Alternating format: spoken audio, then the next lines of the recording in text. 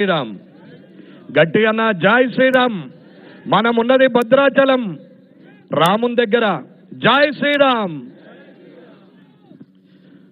ఈరోజు ఈ కార్యక్రమానికి విచ్చేసినటువంటి మా అక్క చెల్లెళ్ళు, అన్నదమ్ములు, ముఖ్యంగా పార్టీకి పునాదులైనటువంటి భారతీయ జనతా పార్టీ కార్యకర్తలు, ఇక్కడికి విచ్చేసినటువంటి ముఖ్య అతిథి అయినటువంటి ఛత్తీస్గఢ్ ముఖ్యమంత్రి గారు, మరియు ఇక్కడ ఉన్నటువంటి వేదికను అలంకరించిన వివిధ పెద్దలు, సభాధ్యక్షులు అందరికి కూడా నా యొక్క హృదయపూర్వక ధన్యవాదాలు.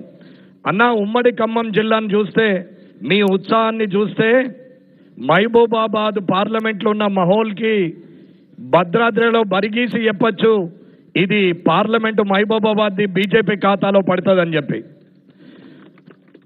అన్న, ఇవాళ ఈ ఖమ్మం, ఉమ్మడి ఖమ్మం జిల్లా తెలంగాణకి గుమ్మం లాంటిది. ఇక్కడ తెలంగాణలోనే ఉన్నట్టు ఉంటుంది, కానీ ఆంధ్ర లెక్కన పక్కా గిరిగిసి లెక్క ప్రకారంగా ఉండేటువంటి కాన్స్టిట్యున్సీ.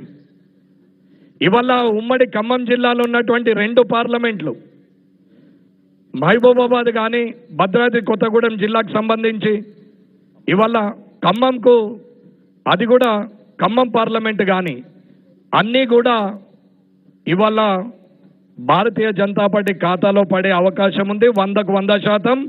అది మీరు అనుకుంటే.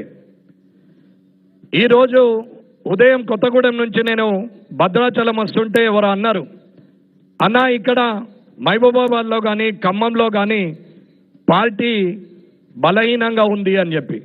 వాళ్ళకు ఒకటే మాట చెప్పినా, అన్న పార్టీ ఎక్కడ బలహీనంగా లేదు. 543 పార్లమెంట్ నియోజకవర్గాల్లో పార్టీ బలంగానే ఉంది, కార్యకర్తలు బలంగానే ఉన్నారు, ప్రజలు కూడా బలంగానే ఉన్నారు.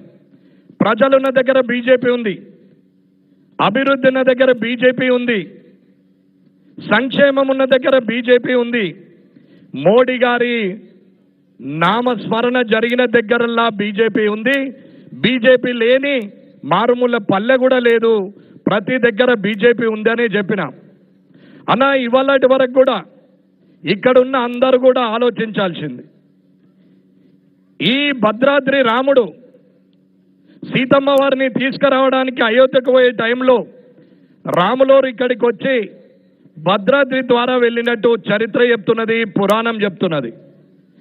ఇవాళ దక్షిణాదిన ఉన్న అయోధ్య అయినా, ఉత్తరాదిన ఉన్న అయోధ్య అయినా, దక్షిణాదిన ఉన్న భద్రాద్రి అయినా ఇవాళ ఈ 2కు అనుసంధానమే. కాబట్టి ఇవాళ భారతీయ జనతా పార్టీ భద్రాద్రిని సర్క్యూట్ డివిజన్గా చేద్దామని ఆలోచిస్తున్నది. ఇది నిజమన్న. భారతీయ జనతా పార్టీ నరేంద్ర మోడీ గారు ఏదైతే అంటారో ఆ మాట మీద నిలబడతారు. 370 ఆర్టికల్ తీసేస్తామన్నారు, తీసేశారు. భవ్యమైన దివ్యమైన రామమందిరం కడతామన్నారు, ఇవాళ రామమందిరం కట్టారు. అలాగే భద్రాద్రిని కూడా మరో అయోధ్యగా చేస్తుందని నేను మాటిస్తున్నా. ఈ వేదిక సందర్భంగా భారతీయ జనతా పార్టీ తరపున మాటిస్తున్నామన్నా. మాటిస్తే మరవంది భారతీయ జనతా పార్టీ మడమదిప్పని వ్యక్తి నరేంద్ర మోడీ గారు. ఇది గమనించాలా. ఇవాళ ఉన్నటువంటి సంక్షేమ పథకాలన్నీ కూడా, ముద్రా లోన్లు కానీ, జనధన్ ఖాతా కానీ, వడ్డీ లేని రుణాలు కానీ, గ్రామ పంచాయతీలో ఉన్నటువంటి ట్రాక్టరు, మూతి, చెత్త తీసుకుపోయే ట్రాలీ, నీళ్లు పోసే ట్యాంకరు, అలాగే ఎల్ఈడి లైట్లు, మోర్లు, ఇవాళ ఉన్న సీసీ రోడ్లు, అదే ప్రకృతి వనం, క్రీడా ప్రాంగణం, కోతుల వనం, ఆఖరికి మనకిచ్చే బియ్యం, మనం తిన్నది, అలాగే మన ఇంటి ముందటున్న స్వచ్ఛ భారత్ కింద ఇచ్చిన పైకాన, మనం చనిపోతే కాలబెట్టే వైకుంఠ ధామంతో సహా నరేంద్ర మోడీ గారు చేశారు. అమ్మ, ఇవాళ ఉజ్వల యోజన కింద 18 ఏళ్ళ అమ్మాయికి ఏమి ఇస్తున్నారో మీకు తెలుసు. ఇవాళ ఉజ్వల జ్యోతి కింద గ్యాస్ సిలిండర్లు వస్తున్నాయి. ఇవాళ ఆయన చేయని కార్యక్రమం లేదు.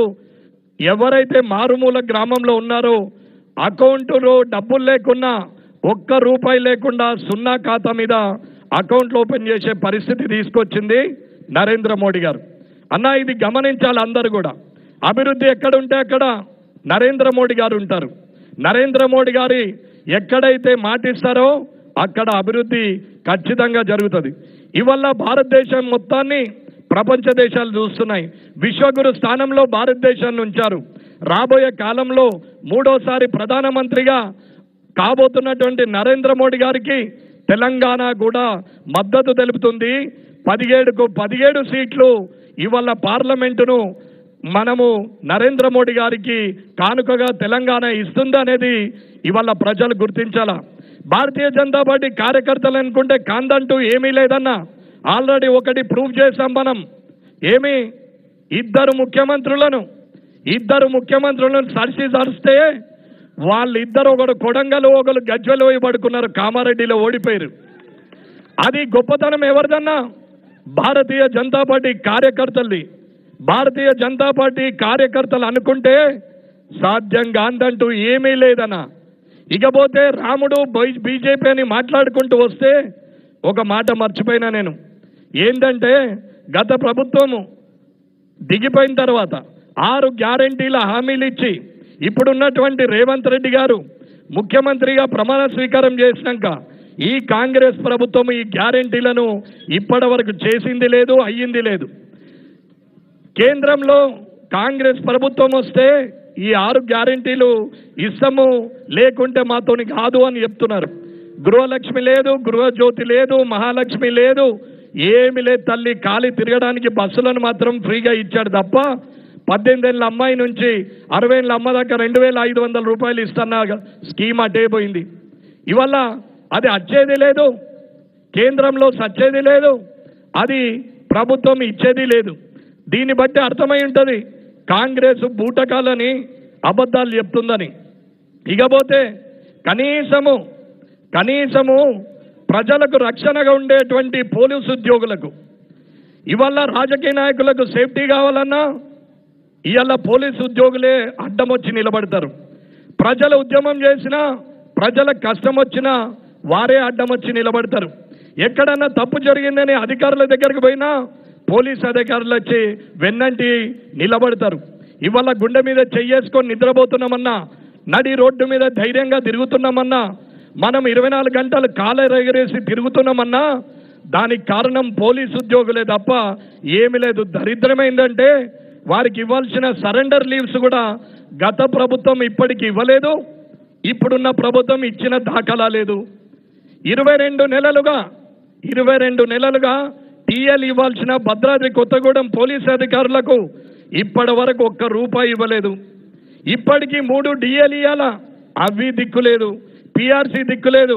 కానీ ఎమర్జెన్సీ సర్వీస్ అని 24 గంటలు పోలీసు ఉద్యోగులను వాడుకుంటూ ప్రభుత్వము, ప్రజానాయకులు, ప్రజాప్రతినిధులు ఇవల్ల వాళ్ళతో పని చేయించుకుంటున్నారు, ఊడిగం చేయించుకుంటున్నారు తప్ప వారికి ఉన్నటువంటి కుటుంబ సమస్యలు, ఆర్థిక సమస్యల మీద ఎవరికీ పట్టింపు లేదు. ఇంకొక మాట, అమ్మ ములుగు సీతక్క, వరంగల్ కొండ సురేఖక్క, అట్లాగే పొన్నం ప్రభాకర్ గౌడన్న, దుద్దిల్ల శ్రీధర్ బాబన్న, ఈ 4 మంత్రులు వారి జిల్లాలో మాత్రం పోలీసులకు 90% క్లియర్ చేశారు.